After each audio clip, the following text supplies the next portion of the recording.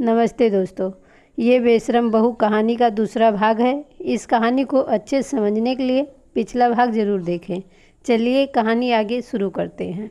सुनैना संतोष की बात को सुनकर हैरान सी रह गई कि क्या बच्चा पैदा करना भी एक जिम्मेदारी है।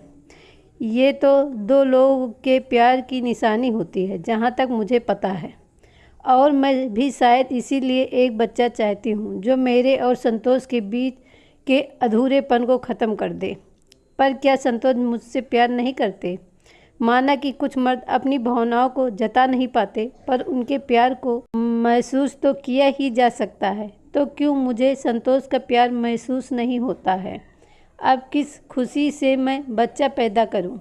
संतोष इस बात को क्यों नहीं समझते कि बच्चा पैदा करना मेरी जिद नहीं, मेरी ज़रूरत है, जिससे मैं उनका प्यार पा सकूं। और संतोष को क्या अपने बच्चे से कोई लगाव या प्यार नहीं होगा? उन्होंने अपने सारे कर्तव्य और फर्ज गिना दिए, पर प्यार करना और खुश रहना भी तो एक फ़र्ज है। वो उसे क्यों नहीं निभाते? क्या पैसों से ही सारे फर्ज निभाए जा सकते हैं? क्या प्यार का कोई महत्व नहीं होता है? और मैं लड़का पैदा कर सकती हूँ, ये किस किताब में लिखा है?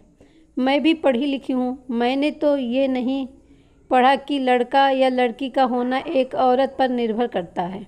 फिर संतोष ने ऐसी पढ़ाई कहाँ से कर ली? या फिर संतोष ने इतना कुछ पढ़ लिख कर भी कुछ सीखा ही नहीं? दोष पढ़ाई का नहीं, इंसान की सोच का होता है। जिसकी सोच ही जितनी संकुचित हो, उससे क्या कह सकते हैं। अब सुनैना फिर एक बार अपने फैसले को लेकर सोच में पड़ गई कि क्या वो सही कर रही है बच्चा पैदा करके, क्योंकि ये बच्चा ही एक उसकी आखिरी उम्मीद है संतोष का प्यार पाने की। और अब संतोष ने भी उसे ऐसे कह दिया है कि वो बच्चे के लिए जिम्मेदारी निभाएगा, पर वक्त और प्यार नहीं दे पाएगा। भला एक पिता अपने होने वाले बच्चों के लिए ऐसे सोच भी कैसे सकता है? ये बच्चा सिर्फ जिम्मेदारी ही नहीं, बहुत सारी खुशियाँ भी लेकर आएगा। अगर माँ बनकर एक औरत का अस्तित्व पूरा होता है, तो पिता बनकर एक मर्द भी पूरा होता है। और अगर मैं संतोष को लड़का नहीं दे पाई तो, क्योंकि ये तो मेरे हाथ में नहीं है कि लड़का पैदा कर सकूं। पर ये बात कोई मेरे पति को कैसे समझाए? खैर, जब वो इतना पढ़ लिख कर नहीं समझ पाए तो किसी और के समझाने से क्या ही समझेंगे।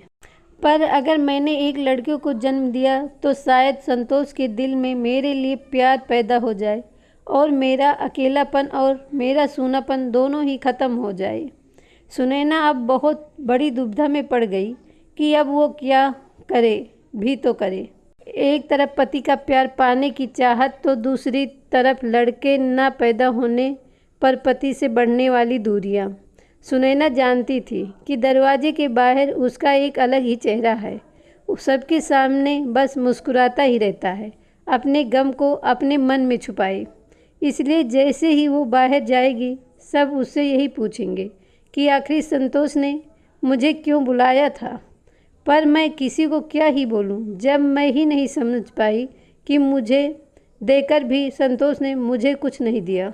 पर पति पत्नी के बीच की ये बात बस इस चार दीवारी के अंदर रखना ही मेरा पत्नी धर्म है। इसलिए मुझे अपने आंसुओं को पोंछ कर बाहर सबकी खुशी को बढ़ाना है, ना कि कम करना है।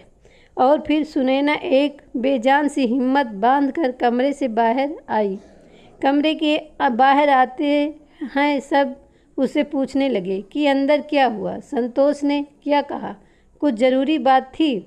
सुनैना ने हिम्मत तो बहुत की थी कि वो बाहर सबके सवालों का सामना कर सके, पर सबके सवालों को सुनकर अब वो कमज़ोर पड़ रही थी। उसकी आंखों में अब उसका दर्द झलकने लगा था, जिसे दूर बैठी दादी सास ने पहचान लिया था। दादी ने सबको जोर से डांट लगाई और कहा कि तुम लोगों को कोई काम धाम नहीं है क्या? और पति पत्नी के बीच क्या होता है, ये क्या बताने वाली बात है? अब दादी ने आगे किसकी चलने वाली थी, इसलिए सब अपना समूह लेकर अपने अपने काम में लग गए। और इधर सुनैना ने राहत भरी सांस ली और पल भर के लिए दादी को देखा। सुनैना की पल भर की नज़र में ऐसा लगा जैसे वो दादी को धन्यवाद देना चाह रही हो। फिर वो ज़्यादा देर तक दादी से भी नज़र मिला पाई और पूजा घर की तरफ चली गई। भगवान के सामने बैठकर सुनैना अब खुद की किस्मत को कोसने लगी और साथ ही अपने दुखों के लिए भगवान को भी, कि क्यों उसकी ज़िंदगी में इतने दुख लिखे हैं भगवान ने। बड़ी मुश्किल से एक उम्मीद दिखी थी अपने पति के प्यार को पाने की, कि शायद एक बच्चे की किलकारी से उसकी सूनी दुनिया में प्यार के फूल खिल जाएंगे। पर पति ने उसे भी कह दिया कि औलाद बस बेटा ही चाहिए। अरे मैं कैसे पैदा कर सकती हूँ एक बेटे को, जबकि ये मेरे बस में ही नहीं है। ये तो आपके बस में है ना प्रभु। आज तक मैंने आपसे कुछ नहीं मांगा, कभी किसी बात के लिए कोई शिकायत नहीं की। जो भी दिया आपने उसे खुशी से स्वीकार लिया। फिर आज इतने दुख क्यों प्रभु। और भगवान की चौखट पर अपना सिर रखकर सुनैना बस रोते ही रही। तो दोस्तों आज का भाग यही ख़त्म होता है। अगला भाग सुनने के लिए हमारे चैनल को सब्सक्राइब करें और कमेंट में ज़रूर बताएं कहानी कैसी लगी। धन्यवाद।